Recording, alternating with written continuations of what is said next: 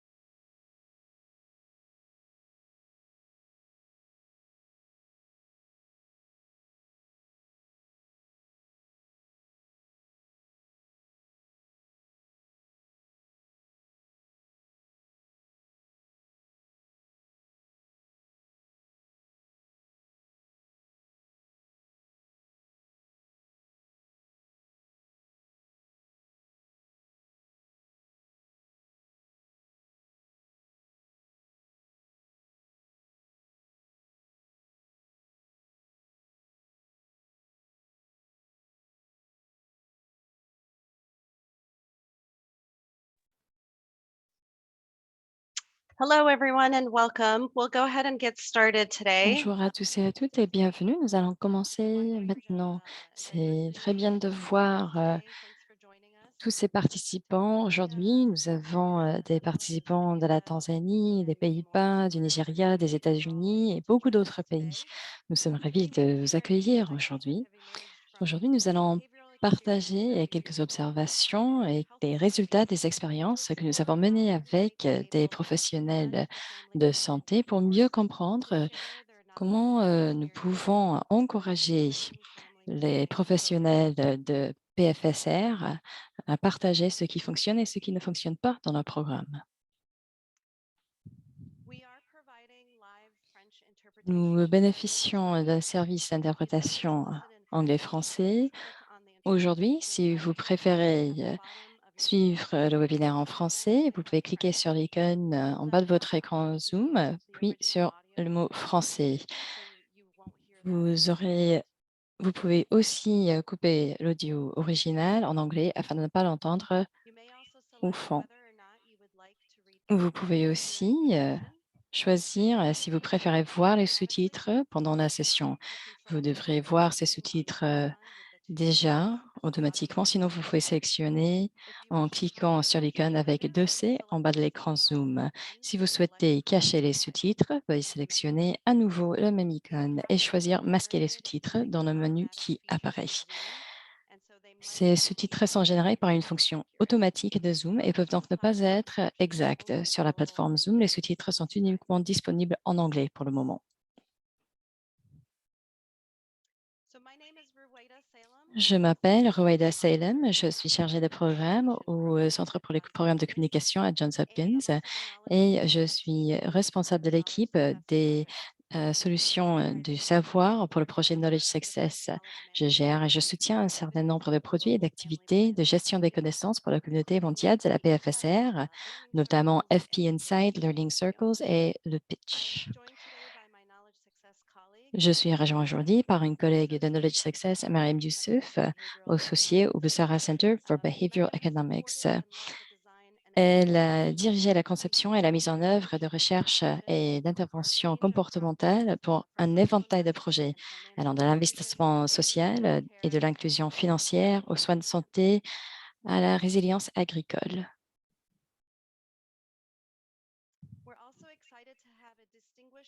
Nous sommes aussi ravis d'accueillir un panel d'intervenants pour présenter les résultats de nos expériences et pour présenter une analyse de comment nous pouvons utiliser ces résultats dans le réseau de la communauté PFSR. Avec nous aujourd'hui, Afifa Abderrahman, qui est conseillère principale en matière de genre et chef d'équipe pour le portefeuille du genre au sein du Bureau de la population et de la santé reproductive à l'USAID. Elle a plus de 19 ans d'expérience dans le domaine du changement social et comportement et de l'intégration du genre dans les programmes de santé reproductive. Dans son rôle, elle a un bachelor dans les sciences politiques de l'Université de Rochester et une maîtrise en études du développement international de l'Université George Washington. Nous avons également avec nous Nila Saldana, directrice exécutive de la Yale Research Initiative en Innovation and Scale à l'Université de Yale, où sa mission est de développer la science de la mise à l'échelle des interventions pour le développement.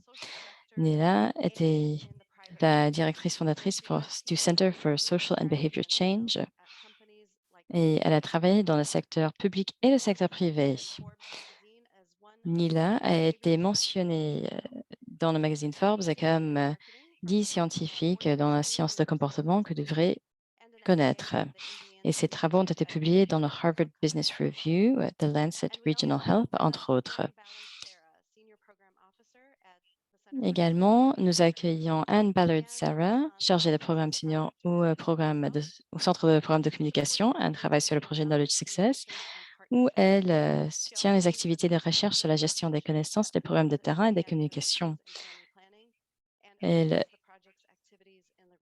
sur les projets et les activités dans la région de l'Asie.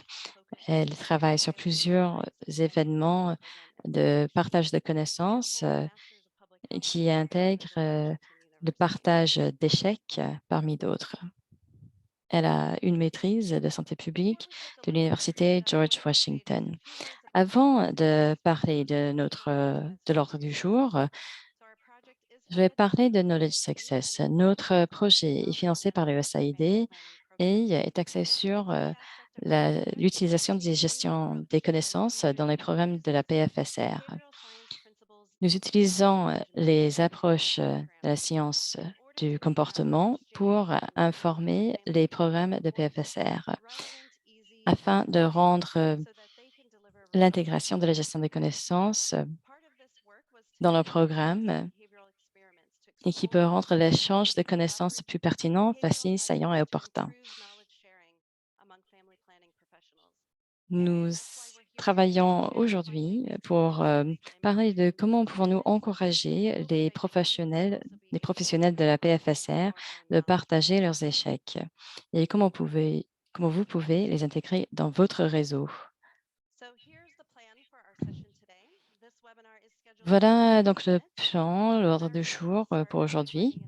Mariam commencera par donner un vue d'ensemble des expériences et elle en présentera les résultats en deux parties. Il y aura une discussion avec nos panélistes sur les résultats entre chaque partie. Nous allons conclure par quelques recommandations sur la manière d'appliquer les résultats dans notre travail et nous aurons une période à la fin pour une séance questions-réponses. Si vous avez des questions pendant la présentation, vous pouvez ajouter vos questions dans la boîte de dialogue pendant la présentation.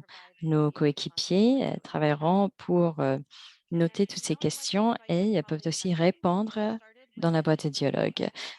Maintenant, je vais inviter à ma collègue de présenter un aperçu de ces programmes. Mariam, à vous la parole. Hello everyone, Merci, thank you Roaida. Bonjour à tous et bienvenue.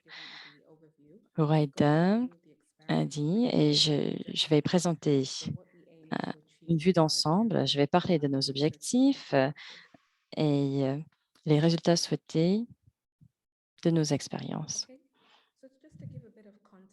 Donc, pour dresser le tableau, comme Roeda a expliqué, la gestion des connaissances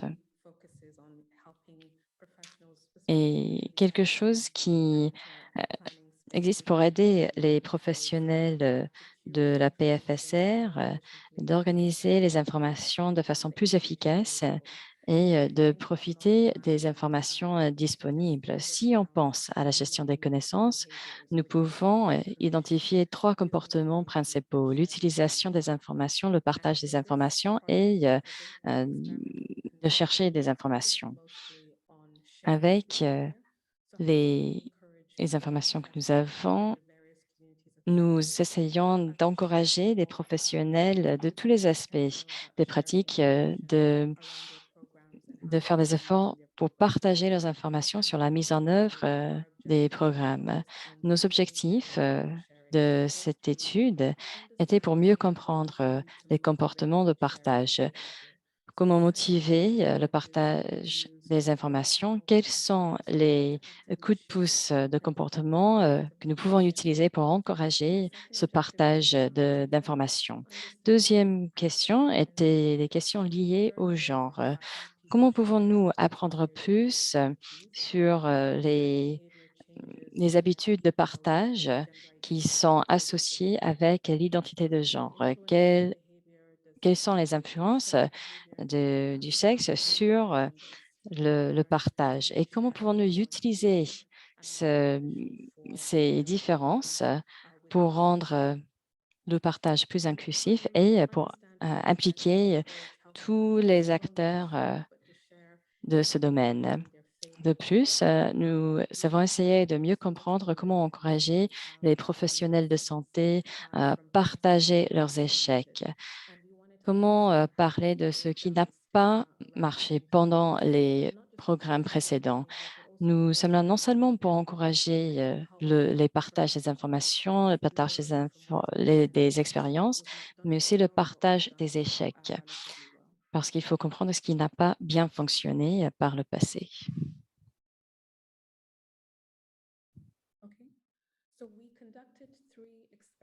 Nous avons mené 3 études pour mieux explorer les objectifs que je viens de présenter. D'abord, nous avons identifié quelques encouragements liés au comportement qui peuvent influencer la motivation liée au comportement de partage de connaissances. Donc, nous avons voulu tester ces coups de pouce parmi les professionnels de santé.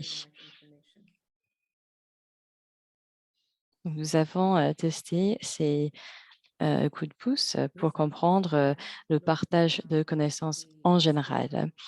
Après, nous avons essayé de mieux comprendre la stigmatisation liée à l'échec,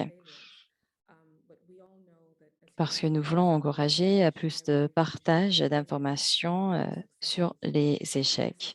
Nous savons tous que les êtres humains préfèrent parler du succès.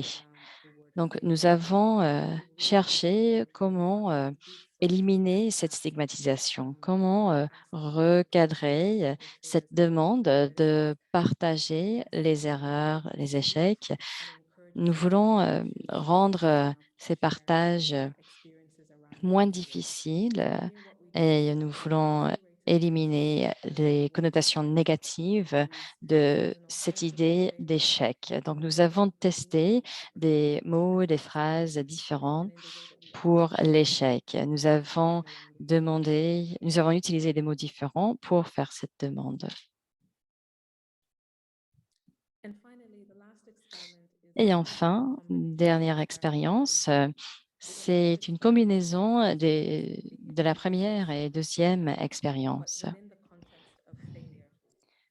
et dans le contexte des échecs. Donc, avec la dernière expérience, nous avons essayé de comprendre comment ces coups de pouce peut recadrer les échecs.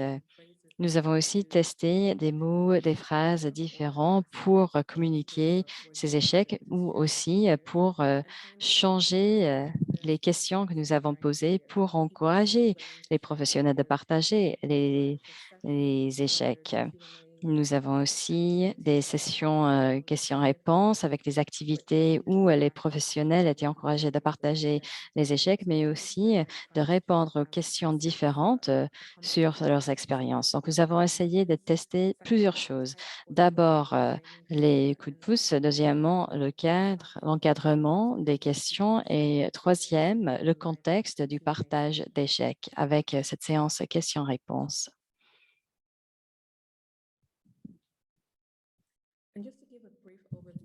Je voulais présenter très rapidement notre échantillon. Nous avons recruté des participants de l'Afrique, de l'Asie, et donc nous avons mené ce recrutement pendant plusieurs mois et nous avons recruté presque 1500 participants. Mais des 1500 qui ont été recrutés, il y avait un peu plus de 500 qui ont participé à nos expériences. Pour la plupart, les participants étaient en Afrique de l'Est. Nous avons constaté presque une égalité des hommes et des femmes. Et cela, c'était pour toutes les expériences que nous avons menées.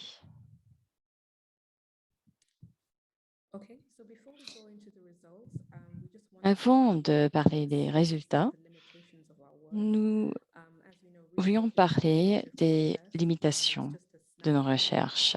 Nous savons que ce n'est qu'un aperçu, ce n'est qu'une idée de ce qui se passe dans un certain moment. Donc, nous avons essayé d'identifier les limitations de ces expériences. Voilà quelques limitations que nous avons constatées pendant nos recherches. D'abord, l'attrition. Nous avons recruté 1500 personnes pour cette expérience, mais malheureusement, il n'y a qu'un peu plus de 500 participants qui ont répondu aux questions. C'est normal pendant les expériences. Il y a des personnes qui n'ont pas le temps ou où il y a d'autres obstacles à la participation. Donc, ce n'était pas l'échantillon que nous avons souhaité, mais quand même 500, c'était assez de personnes pour ces expériences. Il y a aussi la question d'équilibre. Nous avons eu la parité homme-femme. Nous avons été assez ouverts pendant le processus de recrutement. Peu importe l'identité du genre des participants, nous avons encouragé toute une gamme de personnes de participer à cette expérience. Mais en général, nous avons vu qu'il y avait une majorité des participants qui étaient en Afrique de l'Est.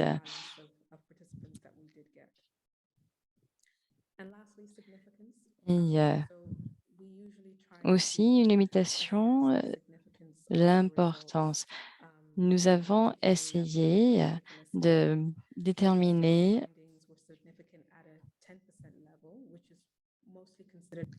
la signification de ces réponses, de nos résultats.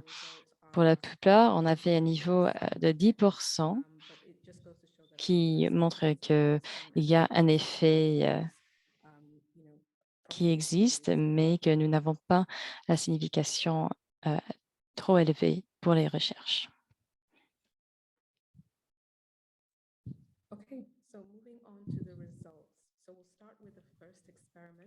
Passons aux résultats.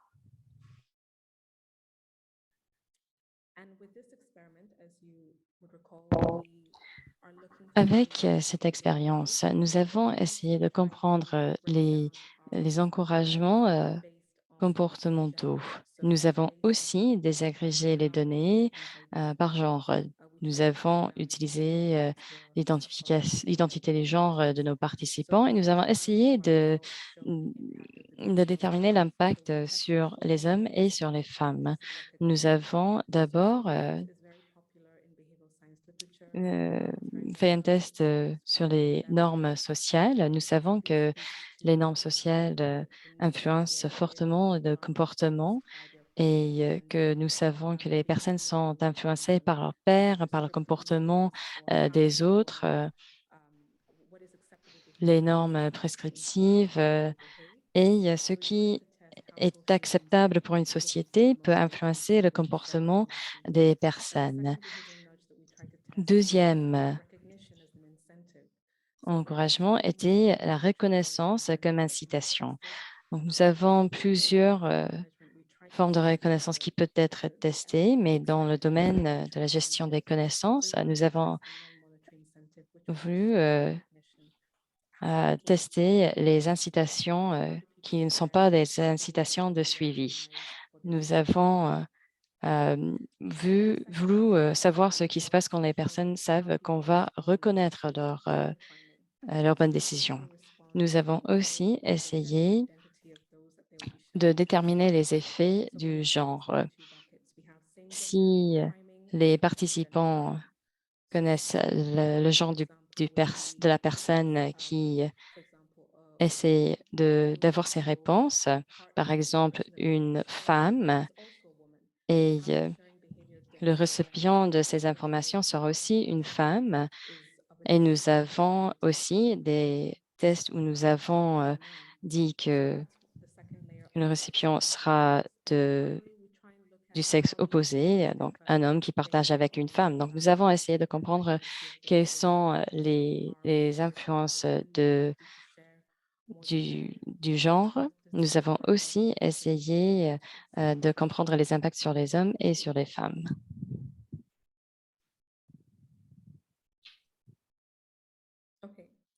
Parfait. Avec notre première expérience,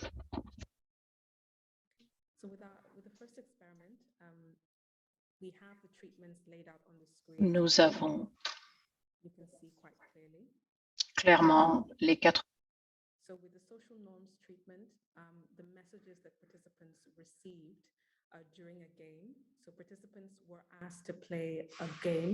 On a joué un jeu pour ces expériences et on a travaillé avec un binôme. On a demandé aux participants de répondre aux questions et de parler de leurs expériences avec leur binôme. Toutes ces questions étaient des questions sur la santé publique. Pendant le quiz, chaque participant pouvait garder les informations pour eux-mêmes ou partager ces informations avec leur binôme.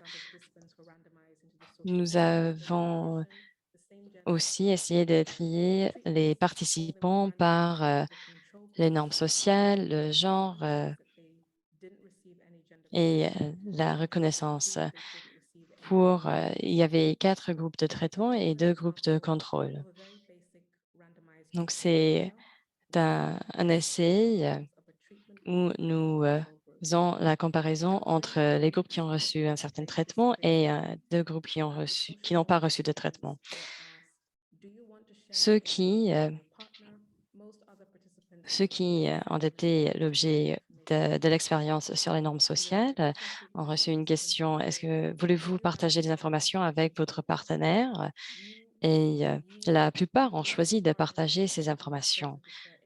Deuxième traitement était: voulez-vous partager les informations avec votre partenaire? Ça, c'était pour la reconnaissance. On a dit que nous allons dire à votre binôme que vous voulez partager les informations. Deuxième traitement, c'était quand les participants étaient du même sexe et nous avons expliqué en utilisant le prénom. Donc, si c'est une femme, on a expliqué, vous allez partager les informations avec Anna ou Suzanne. Et avec ceci, nous avons euh, expliqué indirectement quel était le sexe de leur binôme. Pour le quatrième traitement, le traitement avec les sexes opposés, nous avons expliqué, vous allez partager vos informations avec Philippe. Donc, nous avons identifié le sexe du binôme. Voilà comment nous avons mené cette expérience.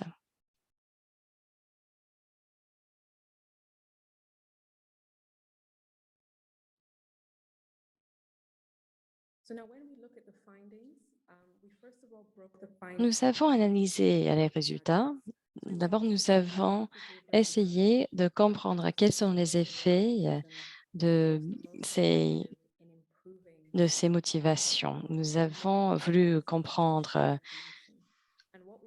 quelles sont les motivations qui influencent le partage d'informations. Tous ceux qui ont été dans le traitement avec les normes sociales, si un participant savait qu'ils allaient partager les informations avec les collègues, il partageait les informations plus souvent. Il y avait 9 points de pourcentage plus pour ceux qui ont reçu le traitement des normes sociales qu'avec ceux qui n'avaient pas de traitement sur les normes sociales. Nous avons aussi analysé l'optique du genre. Nous avons voulu comprendre pour tous ceux qui étaient dans le groupe de traitement qui ont reçu des traitements liés au genre. Nous avons voulu savoir si les femmes allaient partager plus ou les hommes allaient partager plus. Quand nous avons joué le jeu la deuxième fois que nous avons mené ce test, le pourcentage des femmes qui ont partagé les échecs, ont partagé les échecs, le taux de partage était 26 points de pourcentage moins que pour les hommes. Donc, c'était presque l'égalité la première fois, mais avec le traitement des normes sociales, les femmes partagent moins que les hommes.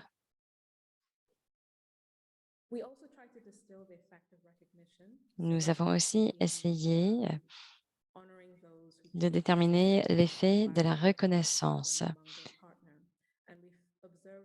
C'était la reconnaissance des binômes. Nous n'avons pas constaté d'effet significatif parmi les participants qui ont été informés que leur partenaire sera informé de leur partage pendant le jeu. Il y a d'autres variables qui ont un rôle, qui ont joué un rôle. Peut-être, par exemple, la taille de l'échantillon.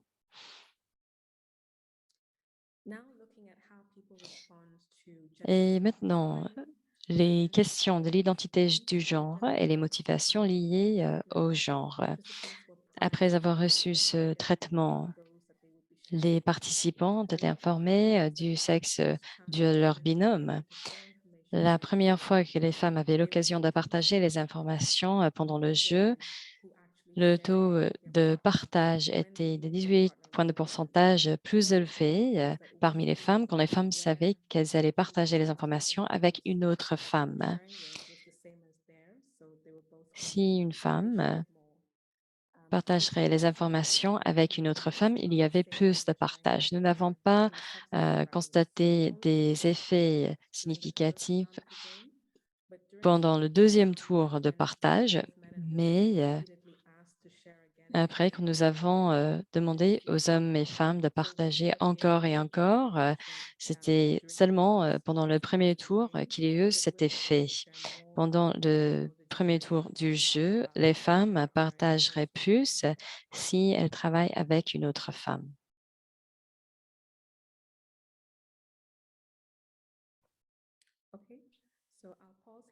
Je vais m'arrêter ici pour la discussion du panel.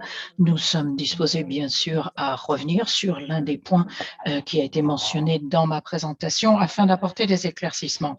Merci, Maria. Merci de nous avoir présenté ces conclusions et au niveau expérimental pour ce qui concerne le partage de l'information. J'aimerais, si vous le voulez bien, inviter les membres du panel à évoquer ces conclusions en fonction de ce qu'ils ont vu et entendu dans d'autres contextes, y compris le monde réel. J'aimerais commencer par Mila. Mila, d'après les expériences que nous avons pratiquées, il semble que les coups de pouce au niveau des échanges d'informations soient encourageants, mais les motivations comme la reconnaissance personnelle n'aidaient pas particulièrement. Est-ce que cela vous a surpris? Est-ce que cela correspond à ce que vous avez pu voir dans d'autres contextes? Je vous remercie, Rueda. Avant d'évoquer ces conclusions, j'aimerais dire que toute, je dois féliciter l'équipe qui a conçu tout ceci, mais il n'y a pas suffisamment d'expérimentation qui est réalisée au niveau du partage de l'information et du genre, et surtout en Amérique latine, en Asie, en Afrique, où se trouve plus de 80% de la population mondiale. Il s'agit donc d'une première étape fondamentale et j'espère que nous verrons beaucoup d'autres expériences, beaucoup d'autres tests comme celui-ci partout. Ceci étant dit, il est intéressant pour moi que les normes sociales, la preuve que l'on peut donner aux gens des informations explicites quant au fait que d'autres personnes pratiquent de cette manière, c'est très intéressant. Cela a promu l'échange d'informations dans ce cas. Nous l'avons vu dans un certain nombre de contextes, que ce soit au niveau du recyclage, lorsque vous dites que d'autres gens recyclent dans les hôtels, par exemple, les gens ont tendance à recycler. C'est la même chose pour l'utilisation de l'énergie. Je l'ai vu pour ma facture de l'électricité, où on nous explique que le voisin utilise tant d'électricité ou moins d'électricité. Même au niveau de l'agriculture, où l'on essaie d'adopter des pratiques durables.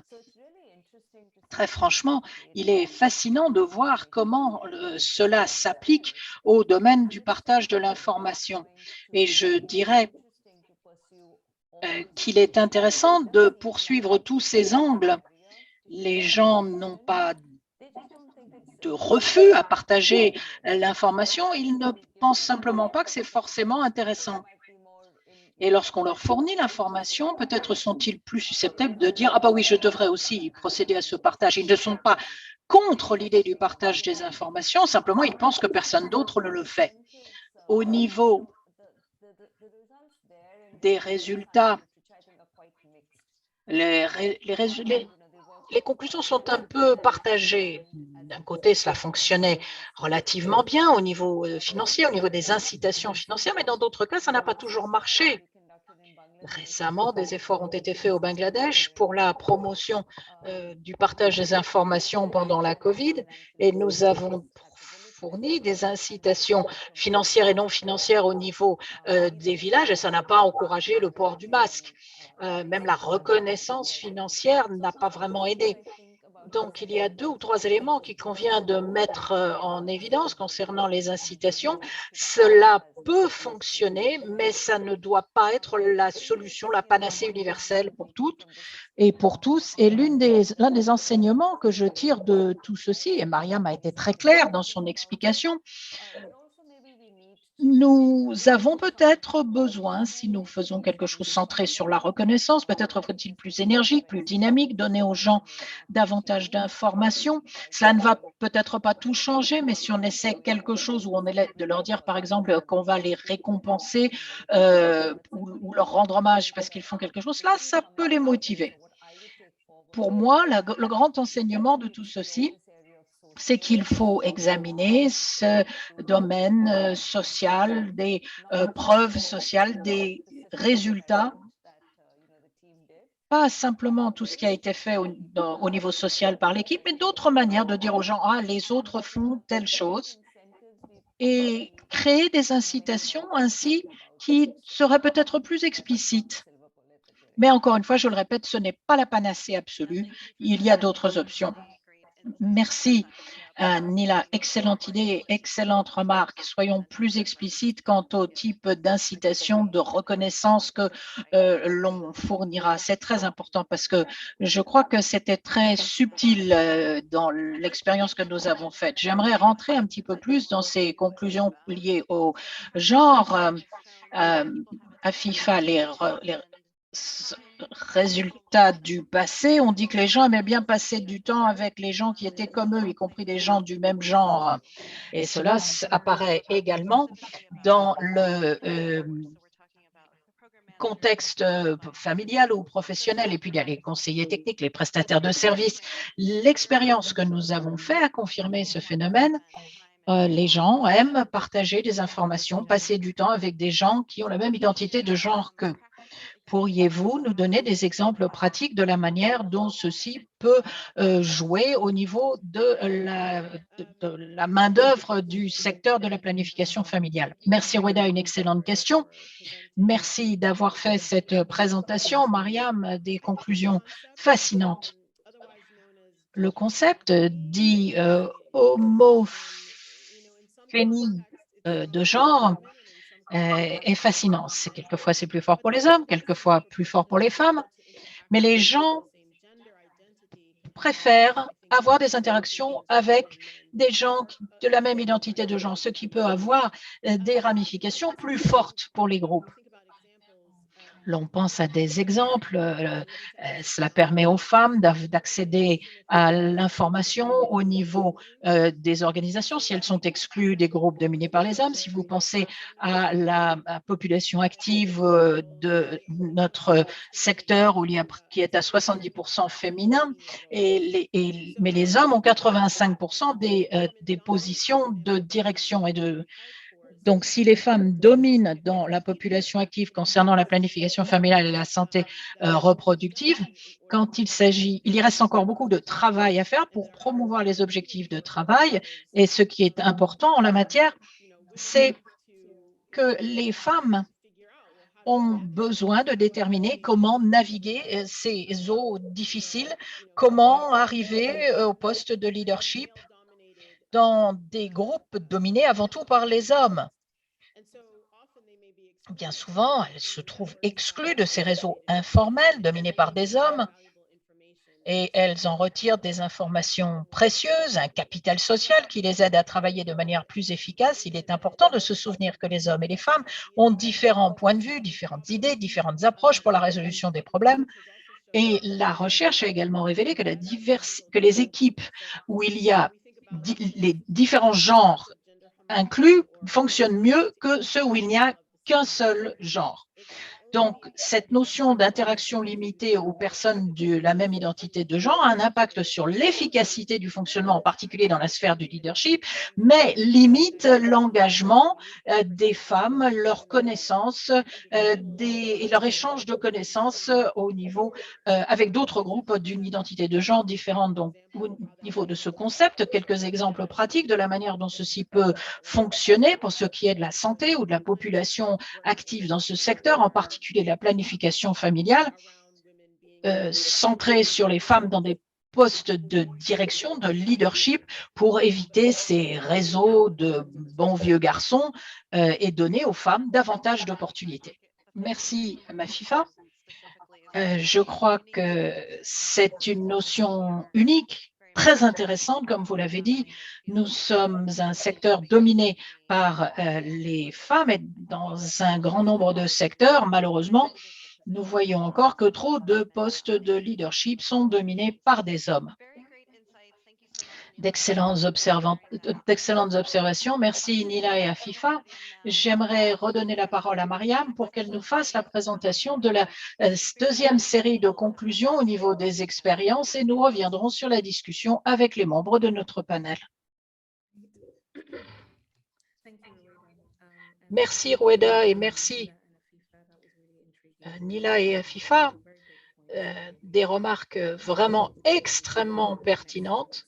J'attends avec impatience de partager avec vous la deuxième expérience. Dans ce cas particulier, nous allons regarder ce que nous avons fait autour des échecs. quelles sont les manières appropriées de reformuler les échecs afin que le terme n'ait pas une connotation négative parmi les professionnels de la santé mondiale pour que cela ne soit pas perçu de manière si négative, afin que les gens soient à l'aise quant au partage de leurs échecs et créer une culture sur le partage de l'information centrée avant tout sur les échecs. Nous avons pris les mêmes groupes de participants que ceux qui ont pris part à l'expérience sur la connaissance et les réussites, avec des mots qui étaient associés à des contextes de succès, mais quelque chose de plus simple et de plus direct. Et ce que nous avons fait, c'est que nous voulions en fait comprendre comment les gens catégorisaient une nouvelle formulation avec l'utilisation d'autres termes que le mot d'échec, en leur donnant une tournure plus positive ou plus négative. C'est ce que nous avons fait pour les professionnels de la santé qui ont participé dans le secteur pour nos participants de l'Asie et de l'Afrique subsaharienne.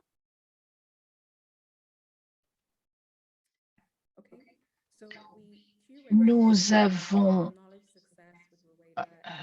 avec Knowledge Success, Roweda et toute l'équipe formidable, de Knowledge Success, nous avons créé des termes, d'autres termes qui étaient utilisables.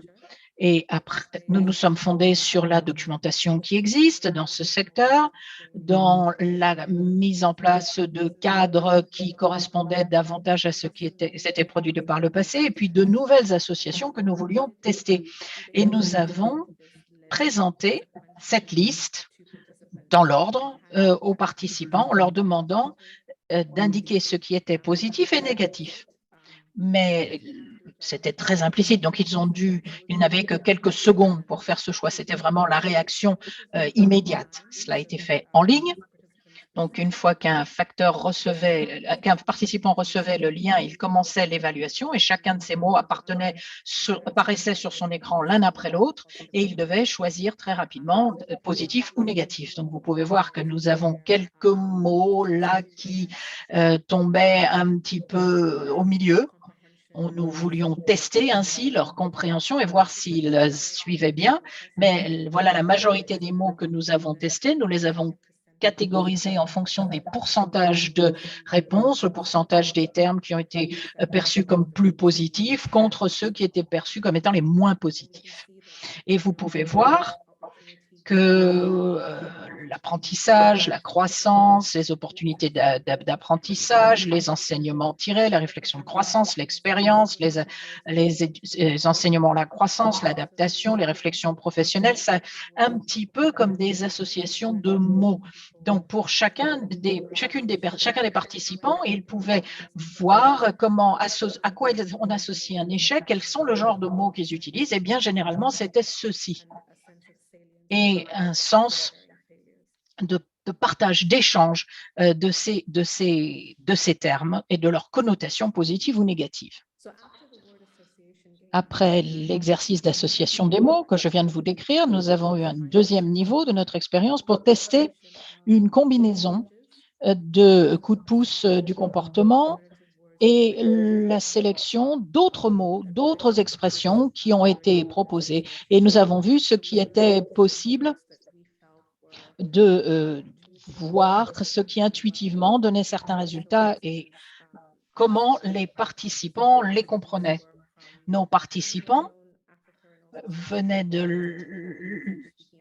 l'Afrique francophone et de l'Afrique anglophone. Donc, nous voulions nous assurer que les termes que nous utilisions, les expressions que nous utilisions étaient bien compris dans les différents contextes.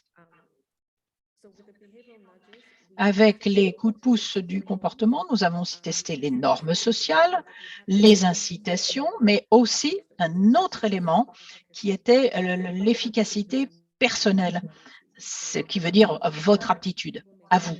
La plupart du temps, les gens hésitent à s'engager là-dedans parce qu'ils ne sentent pas qu'ils ont les informations, les connaissances ou qu'ils sont suffisamment à l'aise pour s'engager dans cette approche. Au niveau de cette évaluation de sa propre efficacité, nous voulions aider ceux qui se trouvaient dans cette position pour leur offrir l'occasion, par exemple, d'avoir des exercices de discussion en public pour l'échange de succès ou d'échecs, et ce, de manière plus optimale et plus productive. Nous avons aussi testé l'impact des séances de questions-réponses. Il y a un grand nombre de plateformes, un grand nombre de manières dont les gens peuvent partager l'information. Ça peut être fait de manière anonyme, par email, sur des plateformes en ligne, en personne, avec un engagement direct avec les gens. Nous voulions donc voir comment ces séances de questions-réponses en direct fonctionnaient et comment on pouvait créer davantage d'informations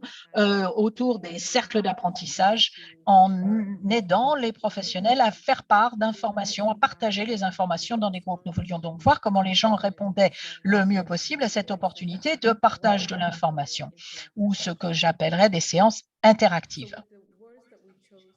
Avec les termes que nous avons choisis, nous avons choisi l'expression « s'améliorer par l'échec ».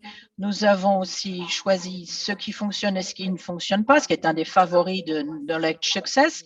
Et nous voulions voir la troisième option qui était les enseignements tirés des échecs, qui était une autre option au lieu de parler simplement d'échecs.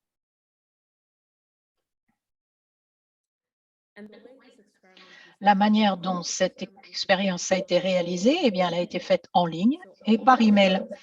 Tous les participants qui ont participé à la première expérience ont essentiellement reçu un email les invitant à participer à un exercice de partage des connaissances ou un exercice de cercle d'apprentissage, un événement d'apprentissage. Et ils se sont tous retrouvés dans des groupes de traitement différents. Le premier, le groupe des normes sociales. Ici, les courriers électroniques étaient formulés pour dire aux personnes, aux destinataires, la chose suivante: un plus grand nombre de professionnels comme vous partagent davantage d'informations. Est-ce que vous voulez partager vos informations avec vos partenaires? Le deuxième était, nous allons vous fournir un format, un gabarit qui vous permettra de mieux partager vos échecs. Nous vous fournirons aussi un entraînement pour vous expliquer comment partager ces échecs en public. Et ce que cela disait, c'était si vous choisissez de partager vos échecs, vous recevrez un financement pour la prochaine conférence sur la planification familiale. Nous avons procédé à ce test au niveau de surveillance et la conférence dont je vous parle est une conférence très importante. Un grand nombre de participants souhaitent y assister. La dernière expérience ou le dernier traitement, devrais-je dire, était les séances de questions-réponses, c'est-à-dire que nous prévoyons du temps pour des questions-réponses avec d'autres participants de la séance. Et puis, bien sûr, nous avons eu le groupe de contrôle où nous n'avons fourni aucun appariement de genre et nous avons simplement dit aux gens, nous vous invitons à partager, échanger des échecs. Peut-être est-ce quelque chose que vous avez éprouvé vous, personnellement ou dans d'autres programmes. Nous aimerions revenir sur ces questions. Donc, c'était une demande un peu plus généralisée pour que les participants partagent leurs connaissances. Tout ceci a été fait par email. Les réponses au niveau des emails étaient qu'ils pouvaient sélectionner s'ils voulaient ou non participer à ce partage des échecs. Donc, nous mesurions l'intention de partage des échecs dans ce contexte particulier.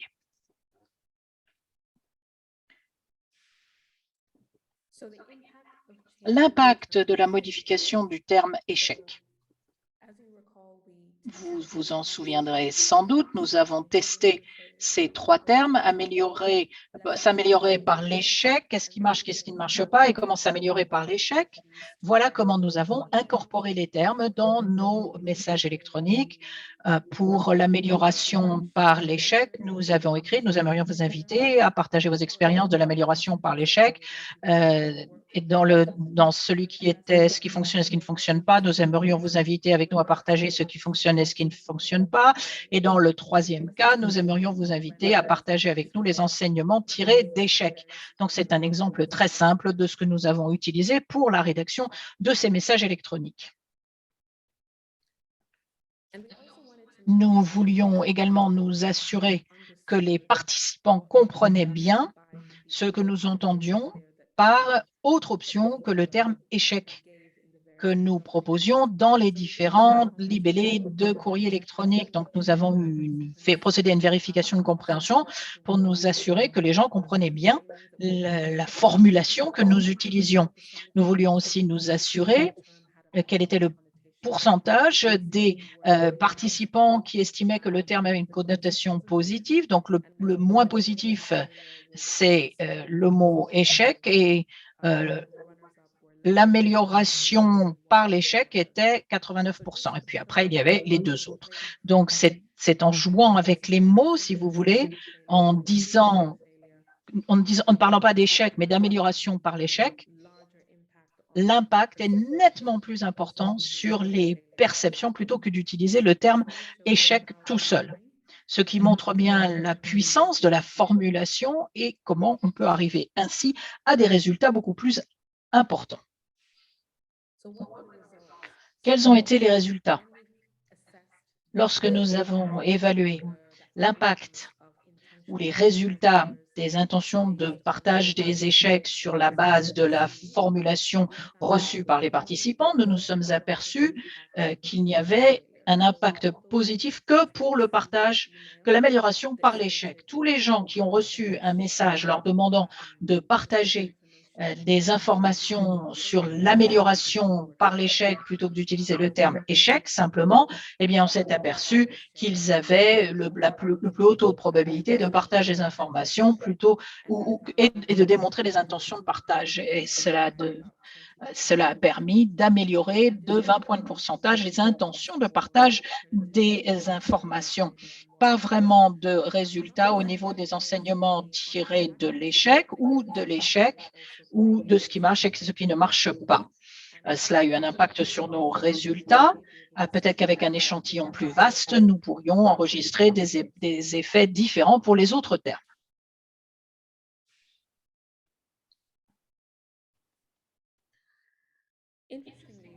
Il est intéressant de noter que lorsque nous tentons d'observer l'impact des coups de pouce du comportement sur les intentions de partage des échecs, nous n'avons pas observé d'impact significatif sur nos comportements, nos coups de pouce du comportement, y compris en disant aux participants que d'autres professionnels faisaient également part de leurs échecs, ce qui est peut-être dû à un certain nombre de raisons. Nous avons observé également les différentes expériences, alors que nous passions d'un groupe à l'autre, nous avons pu voir qu'il y avait beaucoup plus de participants qui abandonnaient. Donc, ceci peut avoir un rôle pour expliquer pourquoi nous n'avons pas eu de résultats vraiment significatifs en termes de résultats de ces coups de pouce du comportement.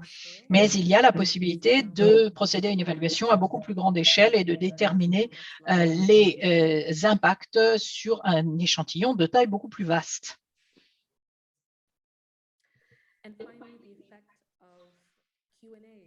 L'impact des questions-réponses, nous voulions simplement nous assurer que nous trouvions comment la meilleure manière d'encourager les gens à partager des échecs, quelle serait la plateforme, l'approche la plus confortable pour les gens. Nous avons voulu tester des séances de questions-réponses interactives, pas simplement un partage d'informations ou de questions de manière anonyme, mais en engageant littéralement de manière plus dynamique un groupe de participants pour qu'ils puissent réagir à la rétro-information ou à la critique concernant leurs échecs, au lieu de simplement faire part de leurs échecs et de s'en tenir là.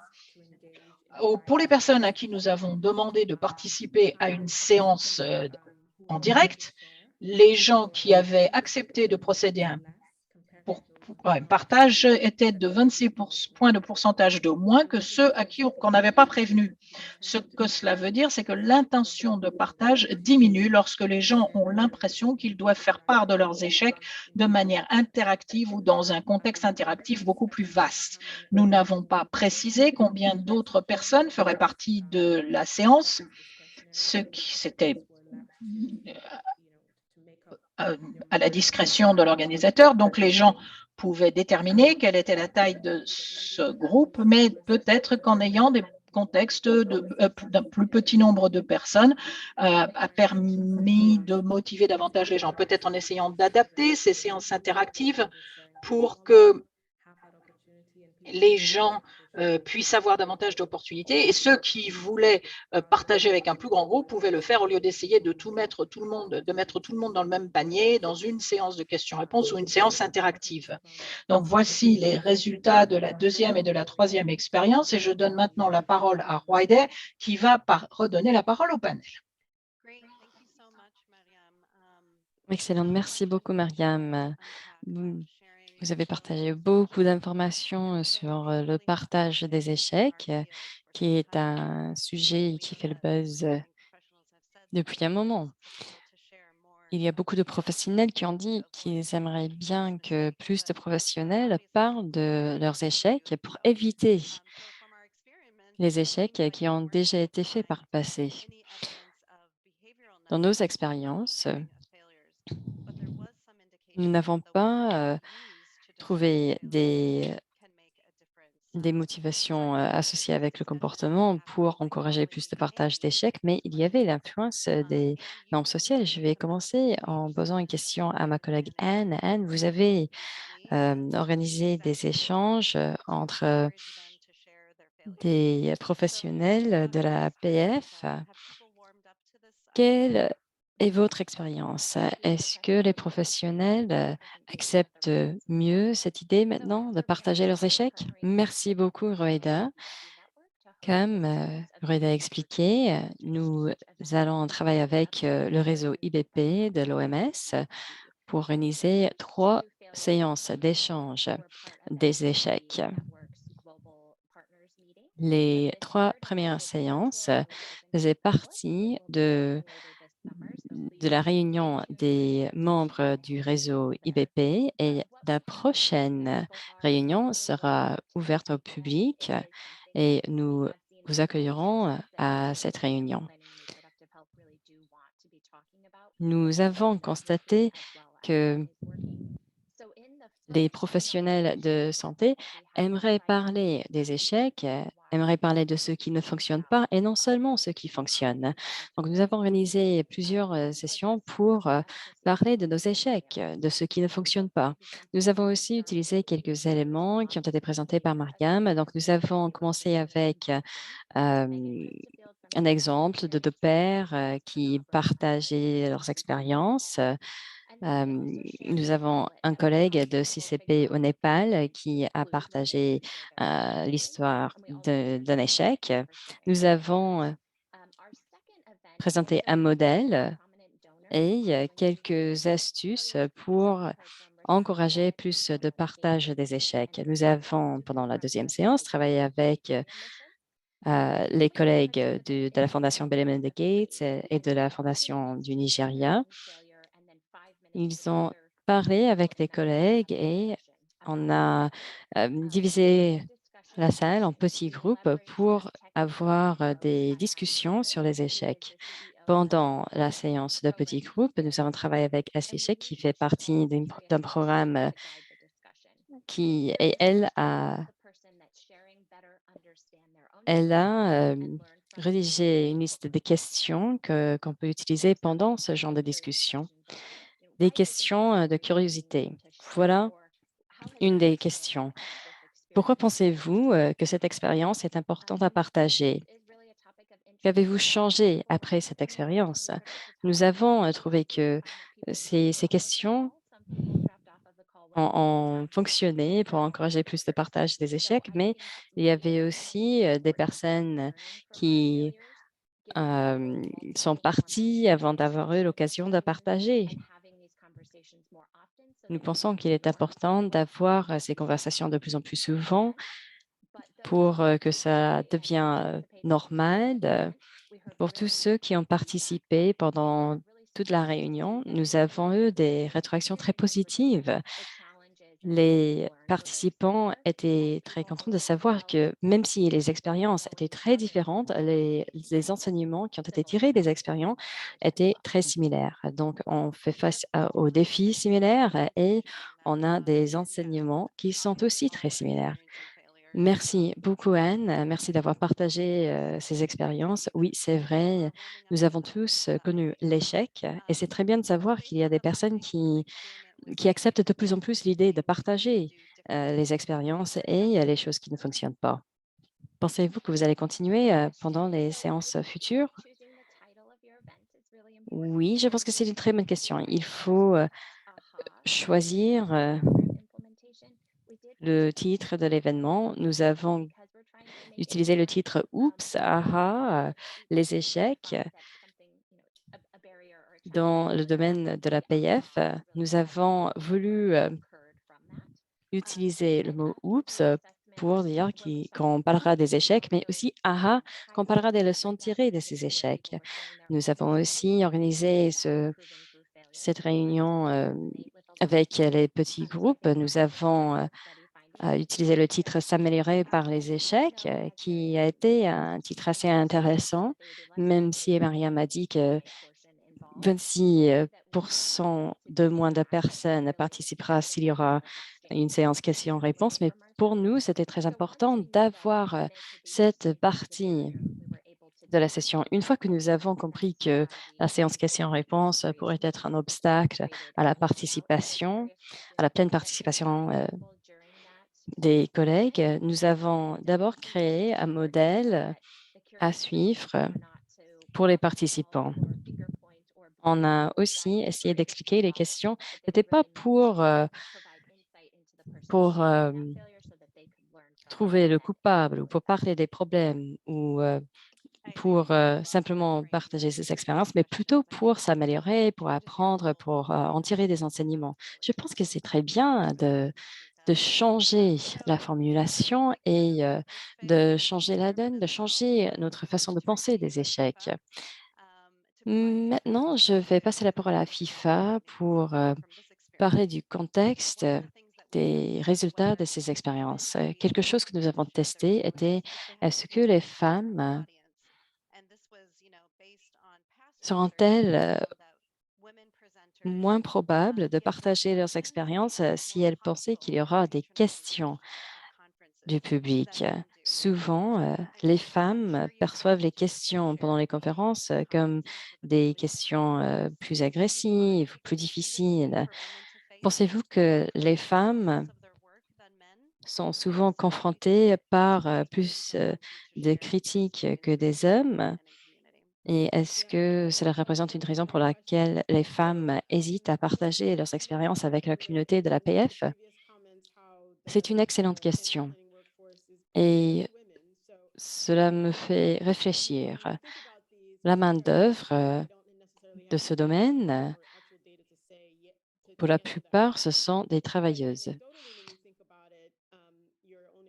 C'est une question qui nécessite beaucoup de réflexion. Quand on pense à ses propres expériences, ces expériences pendant les réunions, pendant les conférences, souvent on est entouré par des femmes et cela peut être très difficile de trouver la bonne réponse quand on voit que la plupart des participants sont des femmes. Nous savons qu'en général, les femmes, il y a des études qui nous montrent que les femmes sont 4,5 fois plus probables de recevoir des rétroactions qui sont des critiques que les hommes. Nous savons qu'il y a ces différences des genres et cela peut créer des normes différentes pour des femmes. Si nous pensons au contexte des femmes qui sont confrontées par ces critiques, nous comprenons que les femmes doivent répondre à tout cela. Si nous pensons à s'engager dans ce genre d'analyse critique du travail de quelqu'un, il faut penser au contexte, il faut penser à la signification. Anne a parlé de ses expériences dans ce cercle d'apprentissage. Elle a parlé du fait que on a expliqué avec Oops Ara que c'est un espace sûr, qu'on peut partager les échecs, qu'il n'y a pas de problème, il n'y a pas d'analyse critique de ces échecs. C'est un moyen de réfléchir et de parler de notre travail. Il y a des questions de contexte, de culture, et quelles sont les normes sociales en général. Les hommes sont-ils à l'aise d'être dans des situations vulnérables?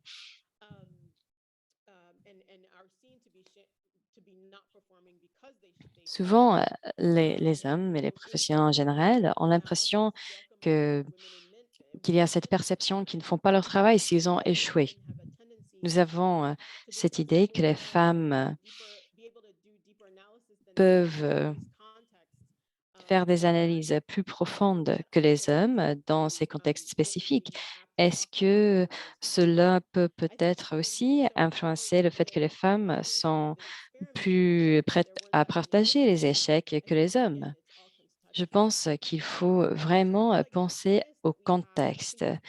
Nous avons tous ces préjugés, cela existe partout, même dans la main-d'œuvre. Je ne pense pas que nous pouvons utiliser seulement la perspective du genre. Il faut aussi utiliser la perspective intersectionnelle. Il faut penser aux dynamiques de tout ce qui est partagé, y compris les échecs. Rueda, vous avez dit qu'il y a cette tendance parmi les chercheuses des pays à revenus faibles et moyens ou le Sud. Et qu'est-ce qui se passe si on ajoute d'autres aspects de l'identité d'une personne, comme par exemple l'ethnicité, la localisation, la nationalité? Il est très important d'attirer l'attention sur la présentation de ces échecs.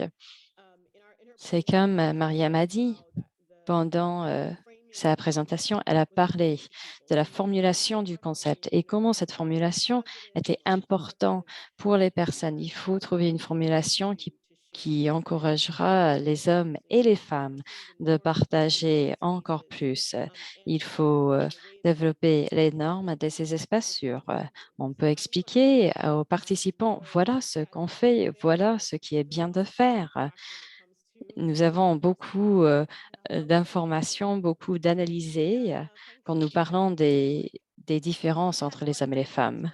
Ben, merci beaucoup à FIFA. Vous avez présenté encore plus des aspects et des choses qui sont importantes à prendre en compte, l'ethnicité, la nationalité, etc. Merci d'avoir parlé de tout cela.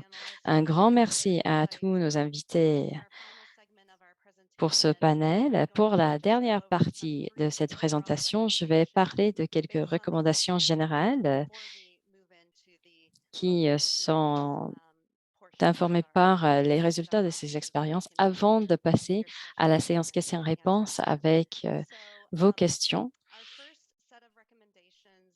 Premières recommandations sont liées à la motivation et à encourager plus de partage des informations.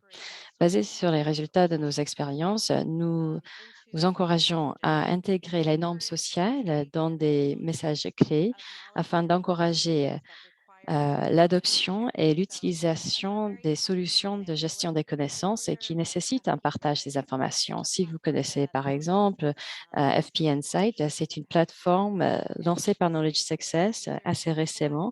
C'est une plateforme où les utilisateurs peuvent collecter, partager et utiliser les ressources de la PF dans une seule plateforme. Si nous pouvons intégrer les normes sociales, Pour cette plateforme, nous allons dire aux professionnels de l'APF que leurs pairs sont déjà membres de cette plateforme. Un exemple spécifique, dans nos messages de communication, nous pouvons dire plus de 700 de vos pairs et les professionnels de l'APF sont déjà des membres de la plateforme FP Insight pour les encourager à eux aussi devenir membres. Nous pouvons aussi utiliser les, les informations partagées par leurs pairs ou les pairs qui ont parlé des bienfaits de cette plateforme. Deuxième recommandation, nous avons constaté que les hommes et les femmes étaient ou étaient plus prêts à partager les informations avec quelqu'un du même sexe. Donc, nous pensons qu'il faut prendre ça en compte quand on est en train d'organiser les activités de partage de connaissances, surtout quand nous allons encourager des personnes à partager leurs expériences. Je pense que en général, nous comprenons déjà que c'est le cas, mais il faut prendre ça en considération pendant la phase de conception des événements. Troisième, nous pouvons aussi il est aussi important de prendre ça en compte quand nous sommes en mode virtuel, quand nous travaillons à distance, quand nous sommes moins à l'aise que quand nous sommes en personne. Vous pouvez partager, vous pouvez aider avec le début d'une conversation, surtout quand on travaille en petits groupes. Et troisième recommandation, nous pouvons aussi changer ou comprendre, intégrer les effets de l'homophilie du genre quand nous créons des règles de base avec nos participants. Une chose qu'on peut dire est que tous les participants sont des égaux et chaque participant a quelque chose à partager, peu importe le genre, leur titre, leur position, etc. Nous pouvons être très explicites par rapport à ces identités du genre. Nous pouvons aussi être très explicites sur les tendances et nous pouvons essayer de travailler euh, pour contrer ces tendances. Nous pouvons aussi continuer à faire des études dans plusieurs régions pour identifier d'autres incitations. Peut-être ce n'est pas simplement la reconnaissance qui est important, il y a d'autres choses qui peuvent motiver les professionnels à partager plus d'informations. Nous pouvons aussi trouver quelles sont les incitations qui sont plus intéressantes pour les professionnels de l'APF. D'autres recommandations, encourager les personnes à partager les échecs. Partager les échecs, c'est plus difficile que parler des réussites. Je pense qu'il faut réfléchir un peu plus. Première recommandation, il faut penser des termes qu'on utilise pour parler des échecs. Bien sûr, le mot échec a une connotation négative, mais si on essaie d'ajouter un mot positif comme l'amélioration ou l'apprentissage, les enseignements, cela peut aider à éliminer cette stigmatisation liée au mot échec. Nous pouvons utiliser, par exemple, les titres, les enseignements tirés des échecs, s'améliorer par l'échec. Avec ceci, nous avons une phrase qui a une connotation positive. C'est une formulation positive qu'on peut utiliser et qui a le plus de réponses des professionnels de l'APF. Cela représente l'opportunité de s'améliorer. Quand nous sommes en train de développer des messages ou des invitations pour parler des fail fest ou des fêtes d'échecs, nous pouvons changer les termes que nous pouvons utiliser. Nous avons aussi appris qu'il faut éviter les mots qui ont des connotations négatives. En fait, je vois de plus en plus ce genre de termes dans des endroits différents, des erreurs, des difficultés. Je pense qu'il faut éviter d'utiliser ces mots ou essayer d'apparier ces mots négatifs avec des termes plus positifs. Nous avons constaté qu'il y avait des personnes qui hésitaient à partager leurs échecs s'ils savaient qu'il y aura une séance questions-réponses. Je ne pense pas qu'il faut éliminer ce genre de discussions interactives, mais je pense qu'il est important d'avoir des plateformes différentes pour partager les échecs. On peut avoir peut-être un partage de connaissances qui est à voix unique. Quelqu'un peut partager un échec sur notre plateforme en ligne et les autres membres de la plateforme peuvent explorer ou essayer de mieux comprendre ce qui s'est passé eux-mêmes. Nous avons peut-être quelques participants qui accepteraient de parler pendant une session interactive, mais il y a d'autres qui ne voudraient pas faire ce même genre de choses. Donc, je pense que nous pouvons avoir des plateformes différentes. Nous pouvons aussi avoir des discussions de comment formuler ce genre de discussion pour avoir une connotation plus positive et ne pas parler de la culpabilité. Je pense qu'aussi, il est important d'analyser les intentions des personnes quand ils veulent partager leurs échecs. Il faut penser aux normes sociales et à la formulation. Les, les influences peuvent être liées à la stigmatisation des échecs, ou cela peut aussi être lié au format de l'expérience, ou à d'autres éléments. Nous pensons qu'il faut continuer à explorer les motivations différentes, les encouragements différents.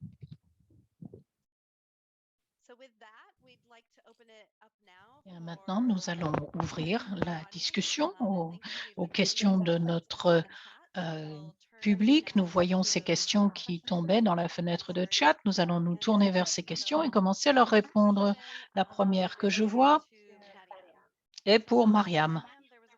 Mariam, une question a été posée concernant les situations hypothétiques de l'expérience de partage général de l'information. Il aurait été mieux, nous dit-on, que cela soit fait dans le monde réel plutôt que dans des situations hypothétiques. Pourquoi n'avez-vous pas choisi des partenaires plus réels que plutôt que des situations hypothétiques? Eh bien, merci, c'est une excellente question. La méthodologie initiale était d'avoir des partenaires réels qui travaillaient les uns avec les autres. Non pas d'avoir des partenaires hypothétiques, mais d'établir des pairs avec des partenaires réels. Ceci a été planifié juste après le pic de la pandémie en 2021. La pandémie, vous le savez, nous a contraints à prendre un peu de recul pour déterminer quelle serait la meilleure approche dans un monde après pandémie. Et nous ne voulions pas imposer de contraintes sur la collecte d'informations, l'encourager au contraire. Donc notre expérience en personne s'est transformée en une expérience à distance. Au début, nous pensions que nous allions associer les gens dans différentes régions, différents pays, et puis il y a des problèmes de décalage horaire, des problèmes du nombre de personnes que nous avons pu recruter de manière distancielle. Donc, lorsque nous avons essayé de déployer l'expérience de manière distancielle, nous nous sommes aperçus que nous avions beaucoup de gens et pour essayer de faire un appariement en ligne était beaucoup plus difficile parce qu'il fallait du temps, il fallait respecter les délais. Quand on veut une expérience en personne, c'est bien sûr beaucoup plus souple parce que les gens viennent assister à une séance et à ce moment-là, on peut les associer les uns avec les autres. Mais en ligne, c'est beaucoup plus compliqué que d'avoir les gens à une heure particulière. Donc, nous voulions limiter les barrières logistiques et comme nous avons dû procéder de la sorte, c'est pour ça que nous avons choisi des partenaires hypothétiques. Mais vous avez raison, notre première idée était d'avoir des centres dans les différents pays dans lesquels nous opérions et que les gens puissent venir partager leurs expériences Mais le fait que nous ayons dû procéder en distanciel a compliqué les choses pour obtenir que les gens soient disponibles tous au même moment, trouver des gens qui soient disponibles pour procéder à cet engagement en ligne depuis différents pays. Je vous remercie, Mariam. Pendant que vous avez le micro, une autre question pour vous. Elle a été posée quant à des informations que vous pourriez éventuellement avoir quant au facteur âge dans le partage de l'information. Oui, bien sûr, une excellente question. Nos expériences se sont concentrées sur la composante genre. Nous aurions pu essayer de diviser et de répartir les conclusions par genre, mais par âge, mais le fait que nous avons dû procéder en distanciel nous a limité beaucoup plus que ce que nous avions prévu à l'origine. Et plus on essaie de ventiler pour une analyse plus granulaire avec les différents groupes, le moins vous serez possible de faire des distinctions valables. Donc, nous avons essayé de répartir les données en évaluant l'impact et pourquoi nous avons donné la priorité au genre et aux différentes composantes du genre pour chacune des expériences. Donc, le même genre au lieu de genres différents. Merci de cet éclaircissement, Mariam. Je crois que ce serait intéressant d'inclure le facteur âge dans d'autres expériences. Je vais maintenant me tourner vers Anne. Il y a une question qui est, j'aimerais savoir si vous pensez qu'il y aurait des différences dans le genre d'échecs partagés selon les approches. Sur mon expérience récente, de demande aux gens de partager leurs échecs dans leur programme de santé des femmes et des filles. Quelquefois, j'ai un refus de partage des échecs en termes de ressources, le fait qu'on n'a pas suffisamment de motocyclettes, au lieu d'échecs en termes d'approche. Anne, avez-vous des réactions là-dessus sur la base de votre expérience en termes de partage des expériences? Oui, absolument, et je suis sûre que d'autres en ont également. Nous avons découvert, pour essayer de contourner ce problème, c'est de jeter des bases et des règles dès le début de la discussion. Et l'une de ces règles fondamentales était que l'échec doit être quelque chose dans lequel vous avez été impliqué directement. À ce moment-là, les gens ne parlent pas forcément des échecs dans lesquels ils n'étaient pas partie prenante. Et on dit aussi qu'il faut que ce soit un échec au niveau du programme plutôt qu'au niveau mondial ou plus général. Donc, il est important que l'échec soit quelque chose que la personne ait vraiment vécu elle-même. Je vous remercie, Anne. Merci, Mariam. Une question quant aux abandons. Peut-être que les gens qui ont renoncé ont eu un impact sur les résultats. Peut-être que différentes personnes donnent différents résultats. Est-ce que vous avez une réaction sur ce point?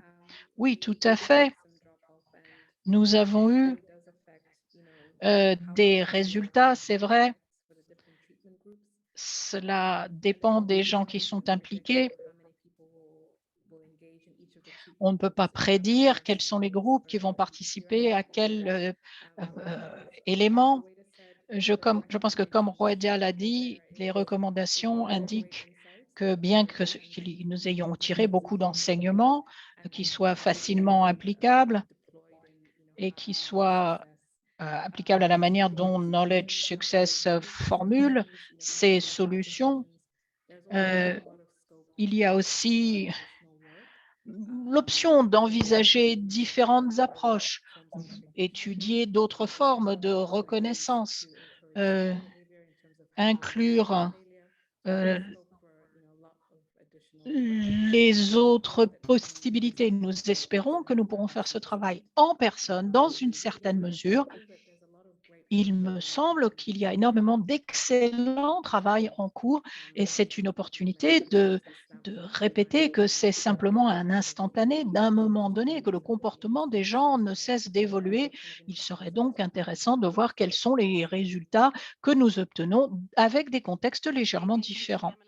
Merci, Mariam. Je vois beaucoup de chats sur échecs et partage d'échecs, échange d'échecs.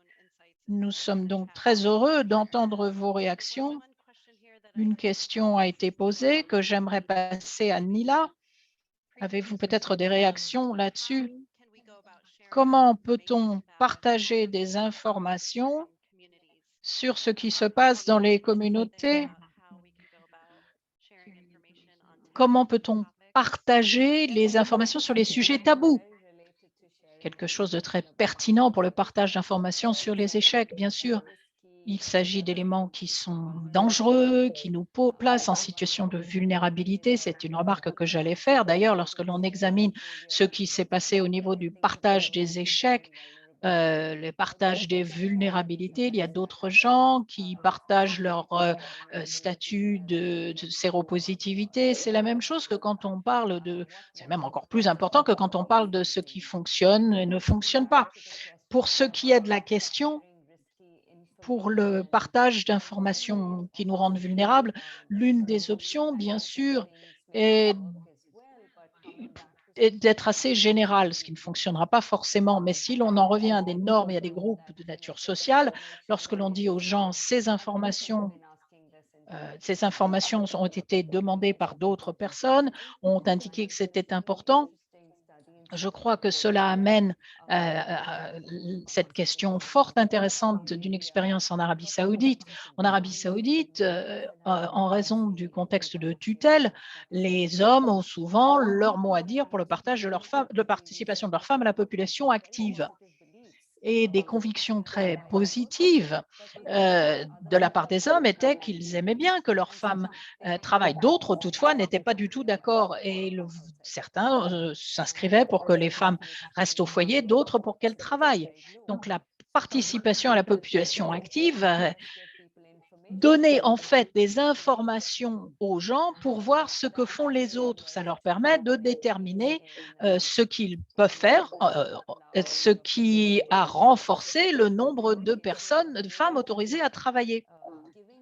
Donc, donner aux gens l'information, et comme cela est fait dans des petits groupes, de dire que d'autres personnes pensent comme vous, que vous n'êtes pas seul dans cette situation. Et c'est pour ça que nous pensons à cette information. Une autre option au niveau des vaccinations, le risque est moindre, mais cela souligne l'importance de la distribution de l'information dans un groupe.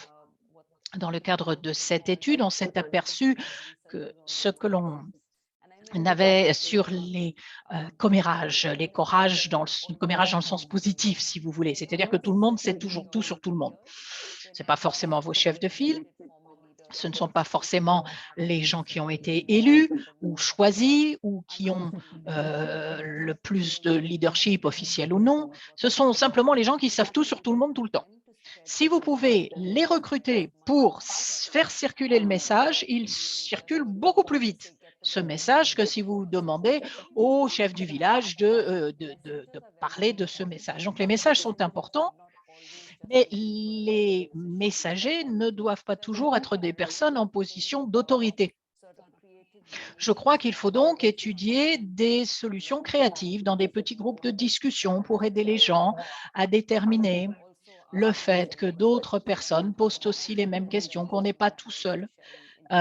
C'est quelque chose qui est très important pour le partage de l'information sur les échecs.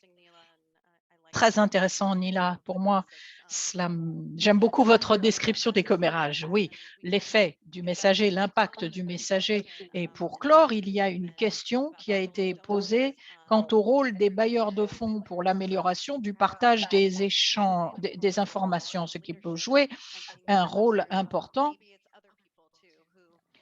D'autres personnes, peut-être, sont particulièrement bien connectées et ont de bons réseaux sociaux. Nous avons atteint la fin de notre webinaire. Nous voulons respecter vos délais à tous. Merci de votre participation, de vos excellentes questions. Nous vous ferons part d'un enregistrement de ce webinaire et nous suivrons avec le rapport final. Certains nous ont demandé le rapport final. Nous allons le poster sur notre site web. Merci à tous et je vous souhaite une excellente fin de journée. Au revoir et merci.